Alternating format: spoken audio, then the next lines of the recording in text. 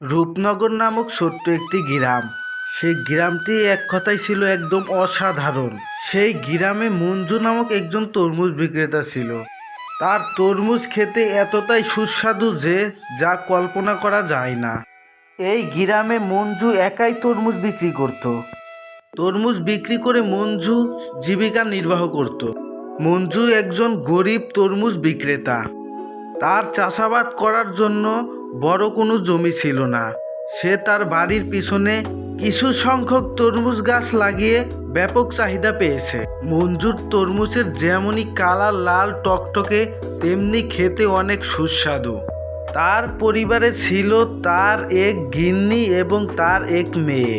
তরমুজ বিক্রি করে দিব্যি তাদের সংসার কেটে যেত খুব সহজেই। কিন্তু একদিন যা ঘটল তা কল্পনা করা যায় না। প্রত্যেক দিনের মতো মঞ্জু যখন বাজারে তরমুজ বিক্রি করার জন্য জমি থেকে তরমুজ বাজারে নিয়ে যাবে, তখনই দেখতে পেল তার গাছের সব তরমুজ চুরি হয়ে গেছে।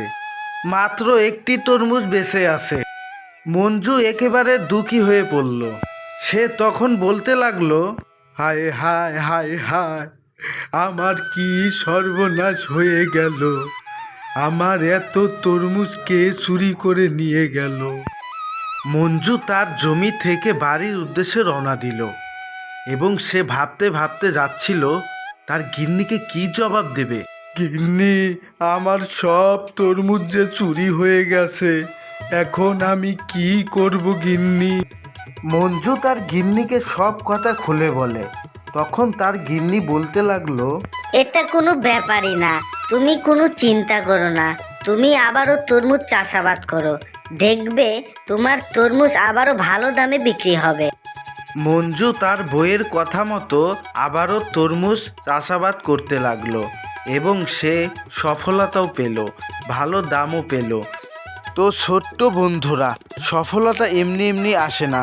মঞ্জুর কাছ থেকে আমরা অনেক কিছু শিখতে পারি। ভিডিওটি ভালো লাগলে অবশ্যই লাইক, কমেন্ট, শেয়ার করে পাশে থাকবেন।